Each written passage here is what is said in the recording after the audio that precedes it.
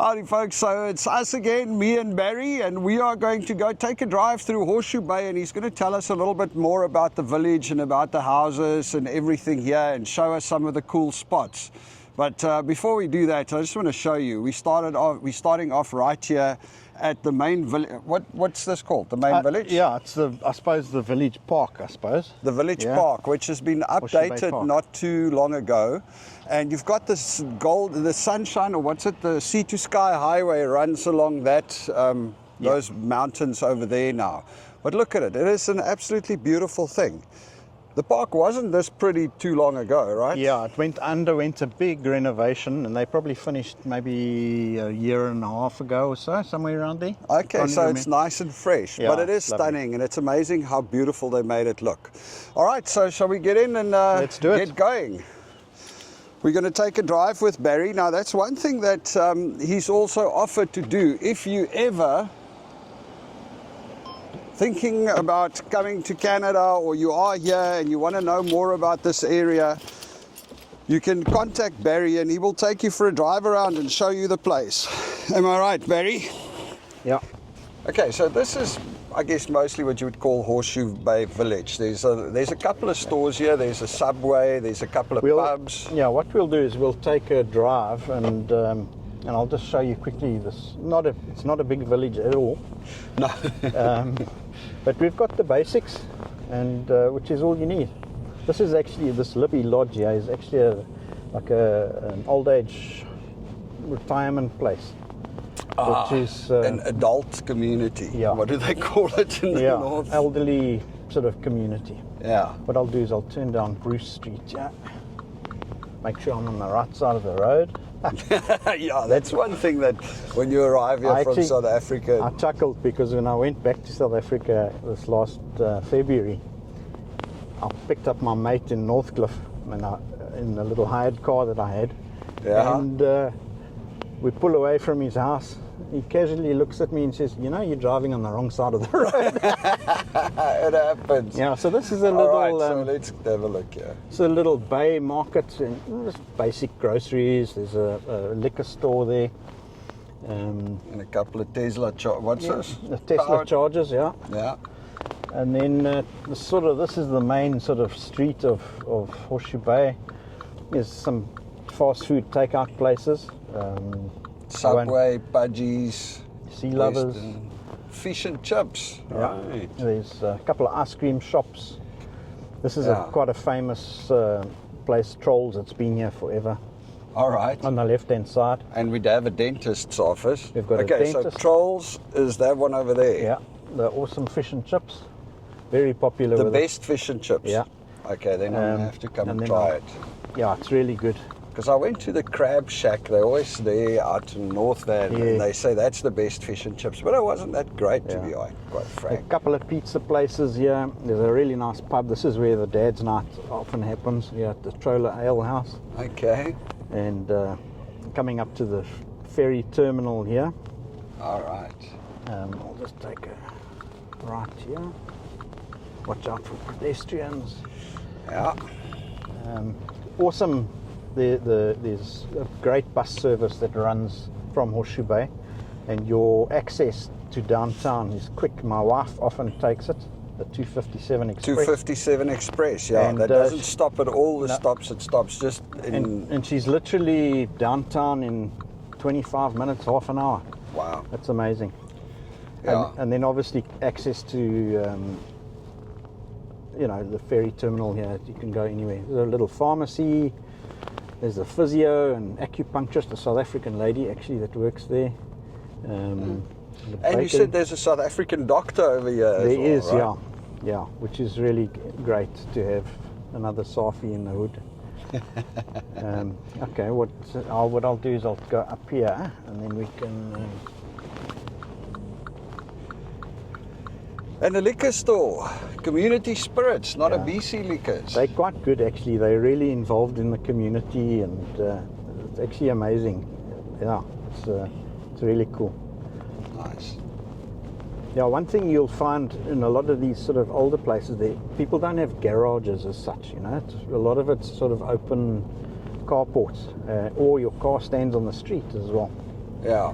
So it's only sort of the newer places that have a proper garage where you can actually store your vehicle. Which is Yeah, but I mean, it's not kind of needed, Yeah. because I don't think you guys over here get a lot of the, up there closer to Park Royale, we get some of those homeless, the vagrants that come in and just pull for the stuff that's not locked down. Look, there has been a little bit of petty crime here, you know, but people leave their cars unlocked, and then people, opportunist people, break in. So now we're sort of leaving the little village and we're going up towards another little area called Glen Eagles, and maybe I'll do a twirl around there and show you where the little school is. Yeah. Where both my kids went to school.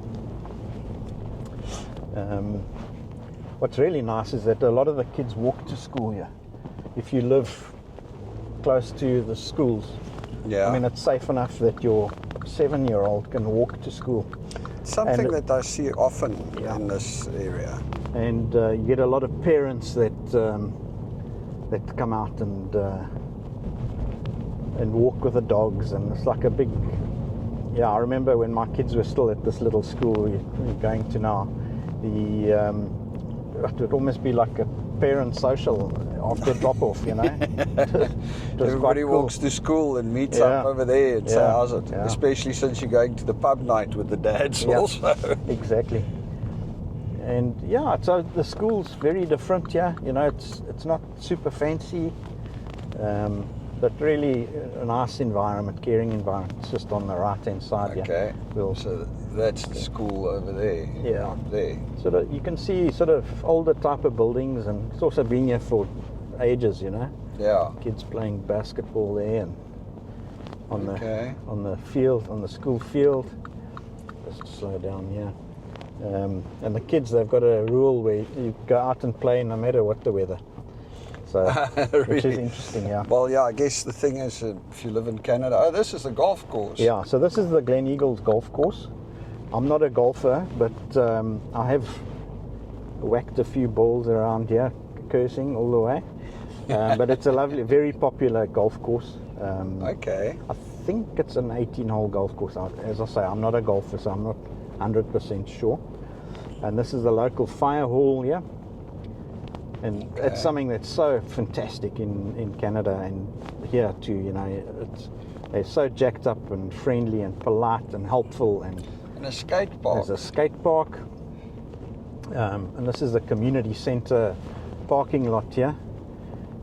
They have got a lot of nice events, and it was something new to us coming from South Africa. I know when I was growing up as a young kid, there were community centres in the communities, but that sort of died in South Africa.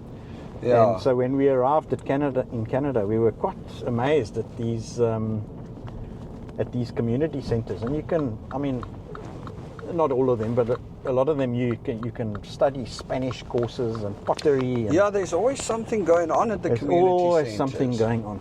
It's actually very nice, and they've got brilliant facilities most of the time. And they can, you know, there's spinning classes and there's a gym. And it's really, this is the little golf clubhouse. All right. And there's a really cool restaurant here too, which is done quite well. Okay, do you mind? Can we pull up here somewhere and maybe just take a shot of the golf course? Absolutely. So this is where we had our voting place, which was really convenient. It's the easiest voting I've ever done in my life. I literally walked in and out in a minute. All right, so this is the Glen Eagles Golf Course, the Glen Eagles Clubhouse. I mean, this is beautiful, right? Yeah, it's really, what's special as well, I'll take you around the other side. There's one hole that's called Heart Attack Hill. It's quite a steep hill, and when we do have snow, all the kids and everybody gathers at this hill to go bobsledding and oh, really? Yeah, and you know, the parents bring a cooler and a fire pit, and it's really festive and fun. That is nice. We've got to go and check it out. Heart Attack Hill, you say? Yep, that's it. That is so cool. Pro shop. Oh, and they've got these little trolley things also. Yeah, the carts.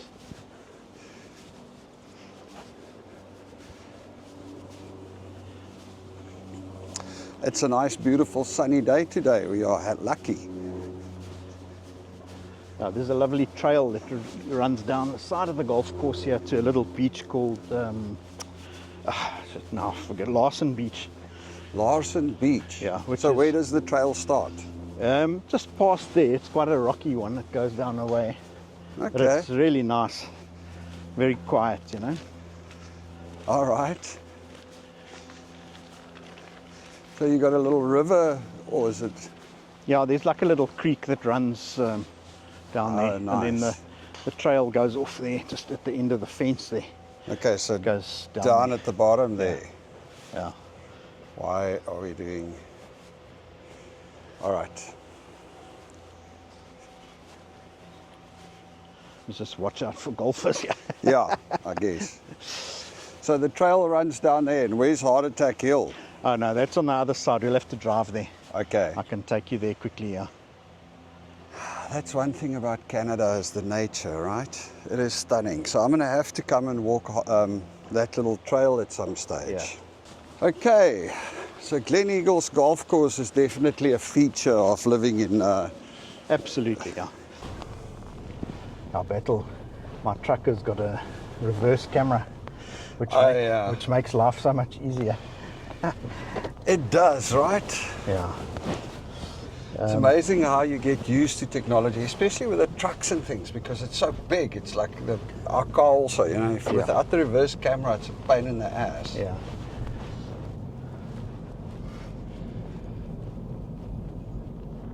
You'll find lots of people walking around, and it's been quite nice because they've had quite a long season here with the golfing.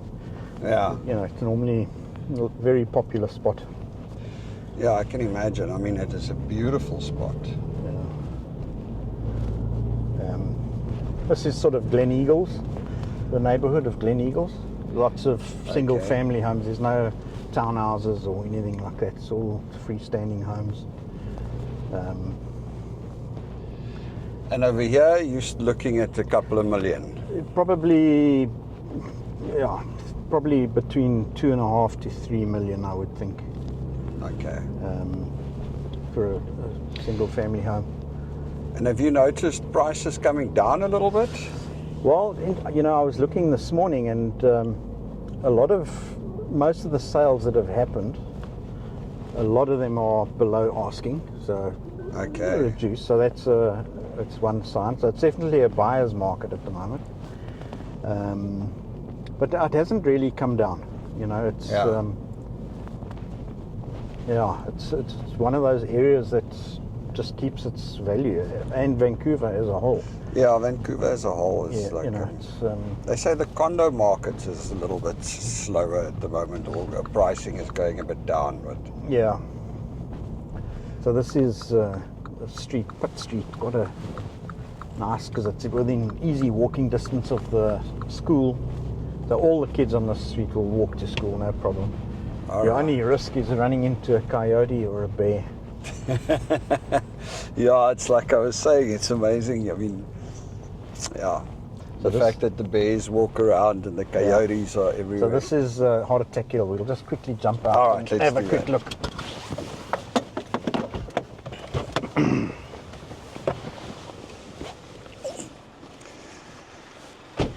Okay. So the tee box is way down the hill there. Yeah.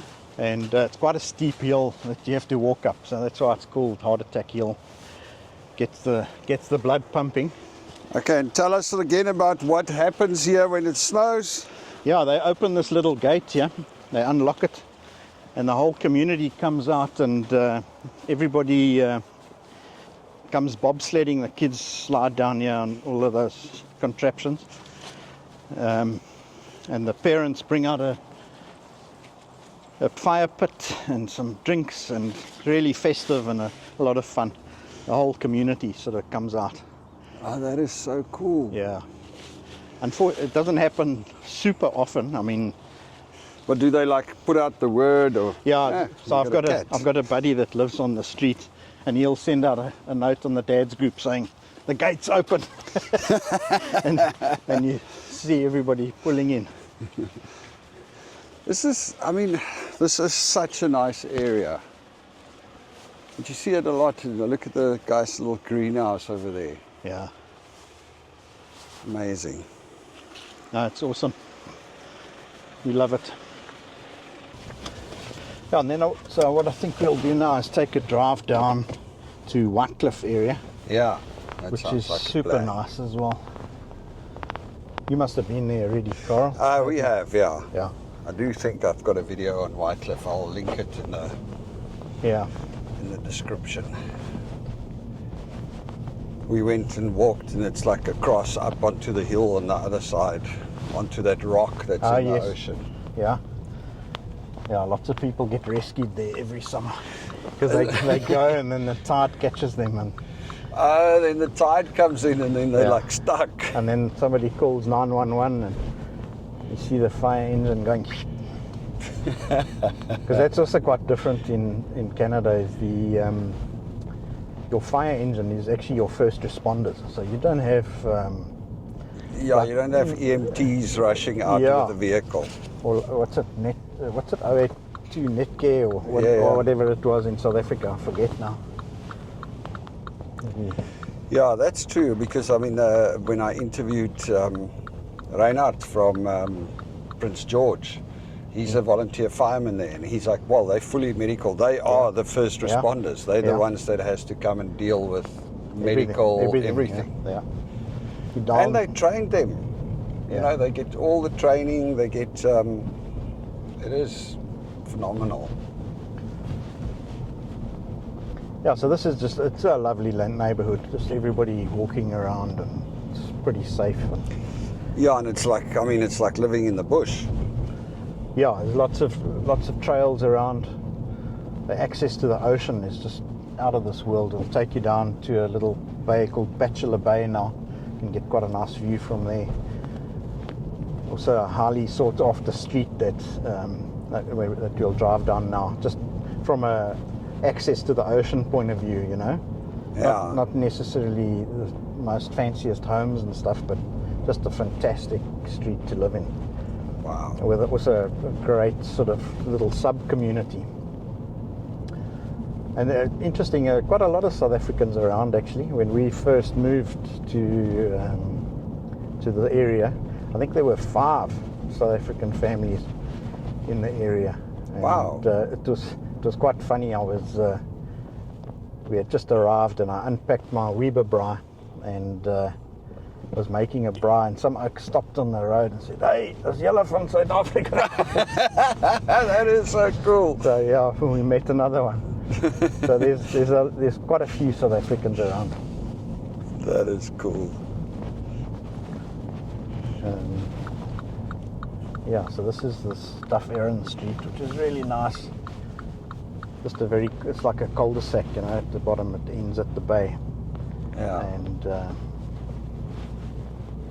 quite a few houses that are being redone and remodeled, because the whole area was a lot of old cottages. This used to be like a recreational getaway area in the old days. People would come across from Vancouver mainland, sort of, and come across and spend a weekend here in Horseshoe Bay. So you get a lot of these old houses that are almost like little cottages. Yeah. And so they're slowly being bought up and renovated, and like this one on the left here is being there's quite done. a lot of that going on. Yeah.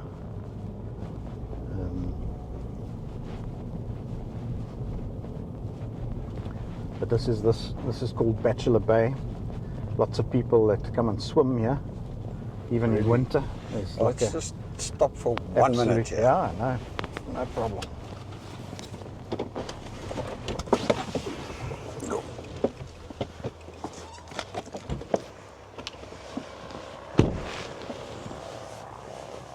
This seems like a nice spot to have.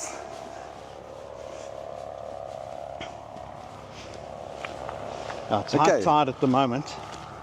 But yeah, another interesting thing, the beaches here are all rocky and stony. So it's one thing that we miss is the soft sandy beaches of course, South Africa, you know. But and the slightly warmer water, I guess. Yeah, Yeah, people come and swim every day, even in winter. That people are in here. At one stage there was a club called the Octopus Club. After that documentary, I don't know if you've seen it. Yeah. And they used to come down and swim in the cold water.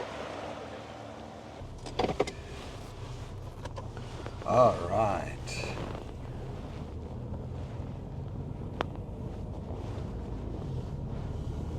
Yeah, in summer here you don't find a parking spot in the street.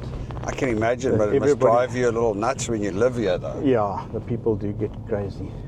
Actually, this house that's being sort of demolished here, I knew the guy that rented there before. Yeah. And he would always let me park in his driveway, which was nice. I don't have that anymore. Connections. Yeah. Network. That's what it's about. It is stunning out here.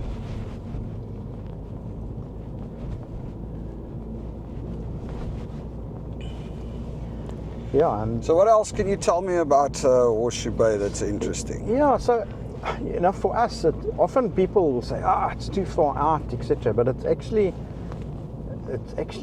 my wife, if she drives to work downtown from our house here, it takes her literally 25 minutes.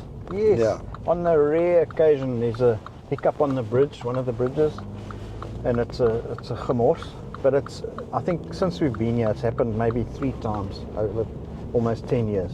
Yeah, but also, let's be honest, the thing is, whether you're in Horseshoe Bay or you are in West Vancouver at Park Royale, where we are, Yeah. if there's a hiccup on the bridge, it's Yeah. not going to make a difference, right? Yeah. You're still screwed.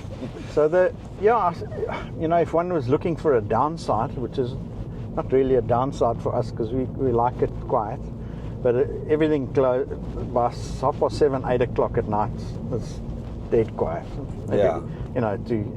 To get takeout or there's no sort of nightlife or anything like that.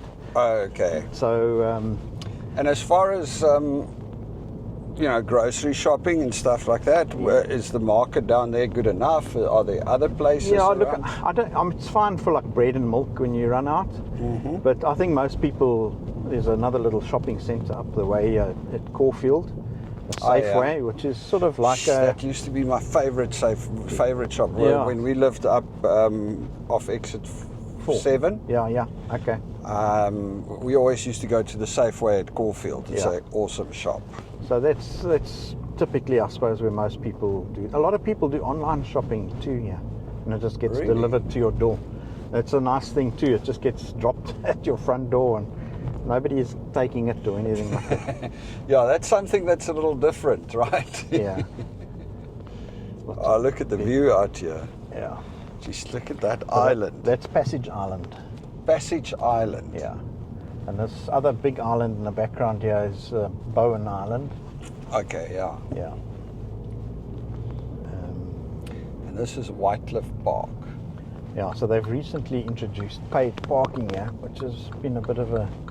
But not for residents, right? Well, I think you have to apply for a permit or something, which I haven't No done. fishing or crabbing. Yep. It was quite amazing. We had been in Canada maybe, I don't know, a couple of months when we arrived. And we, as you do, you start exploring this and that. And we found this place, and it was like today. There was literally nobody around. And it was so awesome. Just this beautiful space, clean. It is amazing, right? Playground for the kids. And, so I don't know if you want to stop and we can maybe quickly go up there. Yeah, we can do that. If you want, otherwise... No, we can just do a little bit of a walk around. I actually did a video on Whitecliff Park, so I'll link that at the top here, but it's still good to just catch a little bit of it. Yeah.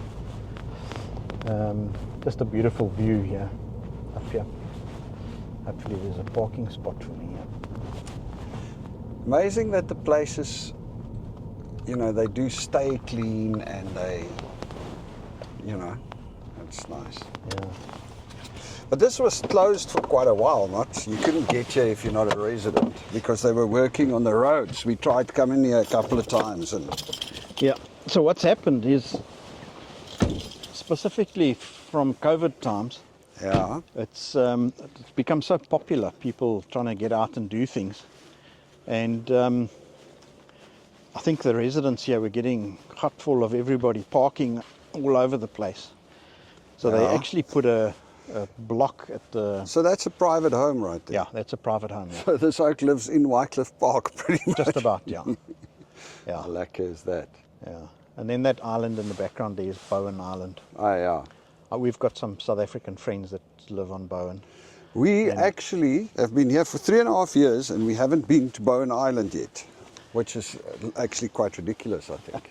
What I would suggest, because when we first arrived, we went across with our car, and it was a bit of a waste, to be honest, because once you pass the little village that's all on the island, it's just forest and houses, you know. So if you do it, just go on as a walk-on passenger, and you can get to enough places just by walking to Bowen Island. So it's not worth it to drive around? I wouldn't, no. All right, well that makes it easier as well, yeah, right? Absolutely. Often we'll see... Check at this picnic spot. Often we'll see some orcas and humpbacks coming across here. Lekker, check at this. It's a cool place for a picnic, right? Check at the view. Lots of people have wedding photos and things like that up here. I can imagine. So this is the House Sound, this body of water, which goes up to Squamish, that direction that you're pointing now. Okay, so Squamish is up there and this goes all the way up to Squamish. Yeah, the House Sound, yeah.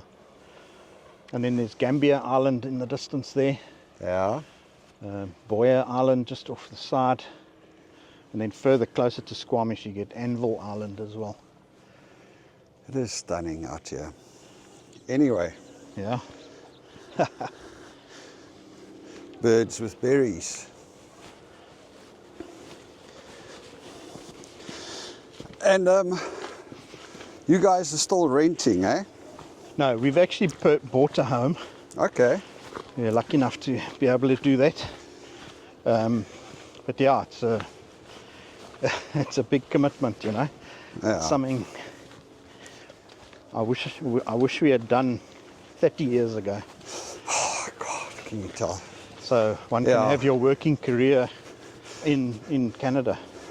And 30 years ago when the rand was still like stronger than the Canadian dollar, right? Yeah. No, it's a big challenge for people from South Africa, you know. You dilute your wealth by 13 or 14 or whatever it is now. Yeah.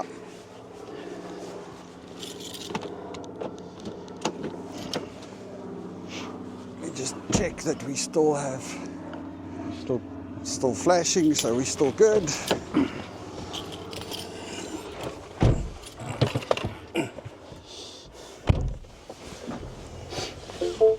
Yeah, the other amazing thing of this location is your access to the Sea to Sky Highway, and you know, Whistler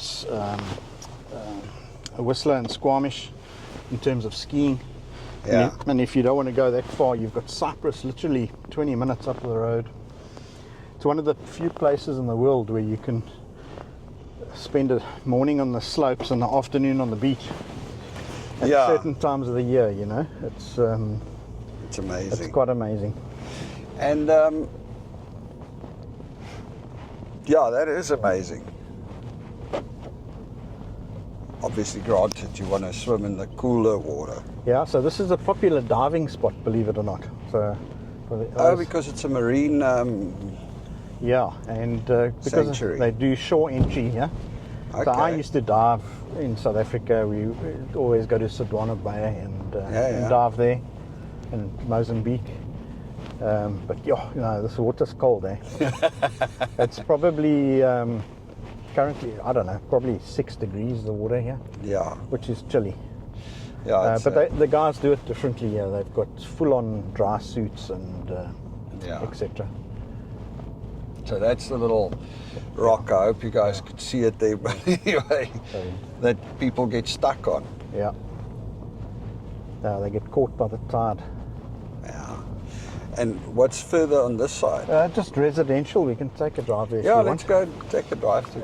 I remember I came and delivered books here once for our Innovate books, and this guy had this house like wham, slap bam on the cliff on the other side on the water.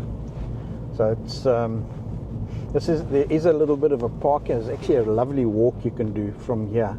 Yeah. Sort of goes over the Skoppie and down. It comes out in the residential area, but you get a lot of people walking their dogs and stuff, which is really nice up there. Yeah, look, I mean, this is nature, and interesting. I mean, you raised a good point. A lot of people say that Horseshoe Bay is too far out, but it's really not. Yeah, it's like, what's it, 7 minutes with a highway from basically West Vancouver. Yeah, it's really quick. It's I mean, for us to get onto the highway is literally 3 minutes, 5 minutes, not even. And you seldom get traffic.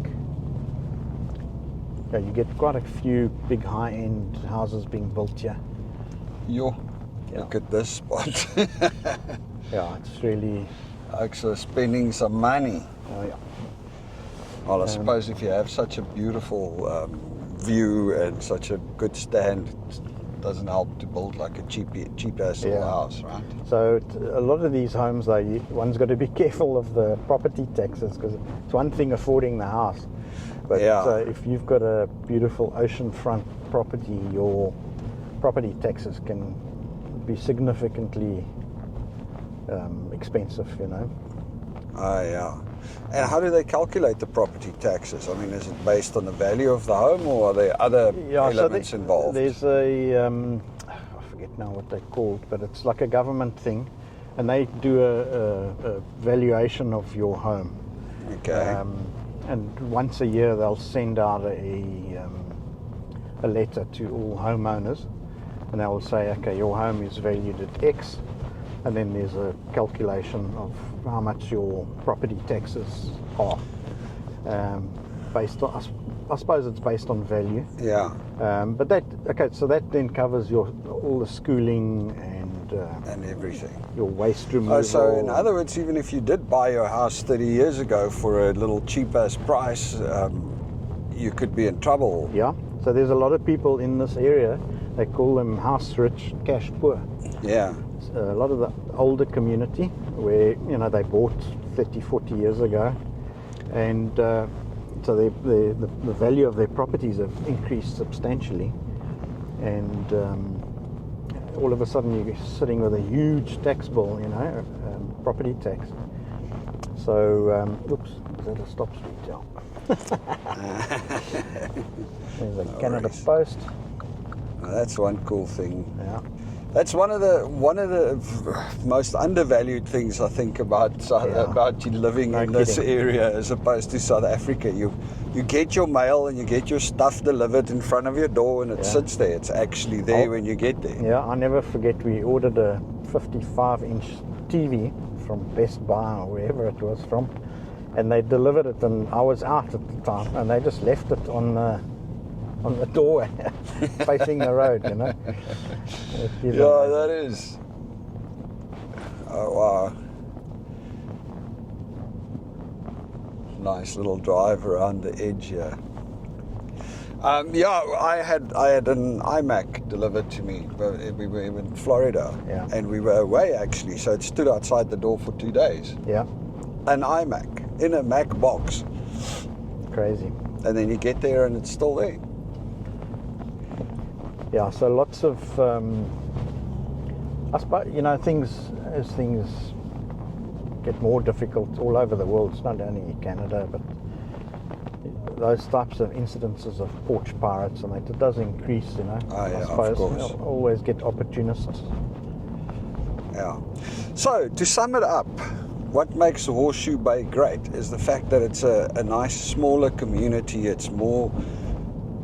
Because, you know, in West Vancouver, it's weird. We don't really have that much of a community, because I think it's also just more sprawling. Here you are living like in a little village, right? Yeah, absolutely. And I think a lot of it revolves around the schools too, you know, because everybody's walking to school and very involved parents, in the schools, and it's just an awesome community. You know, it's access to everything so quick, onto the sea to Sky, to Whistler, back to Vancouver. It's really quick. It's a lovely little place. So how do you guys get onto the ferry though? That's a good question. Yeah, so we've got to go back to exit 4 at Caulfield. Okay. And then hop on and come back. So down. you're going to go back on the highway, make Yeah. a U-turn and Yeah. head back? Yeah. All right. And it's almost like a bane of our existence, because during the summer we'll get stopped, I don't know, if it's 10 times a day by people saying, how do we get onto the ferry? I was missed the turn off. And then when you tell them they've got to go back towards Vancouver and take exit 4, they look at you with a blank stare. Especially if the ferry is so busy that there's queues waiting and you're like, oh shit. But what I do is, I mean, even now, having lived here 10 years, I've got Waze. I don't know if you use Waze. Yeah. And that's fantastic. I mean, you navigate all over the place with that.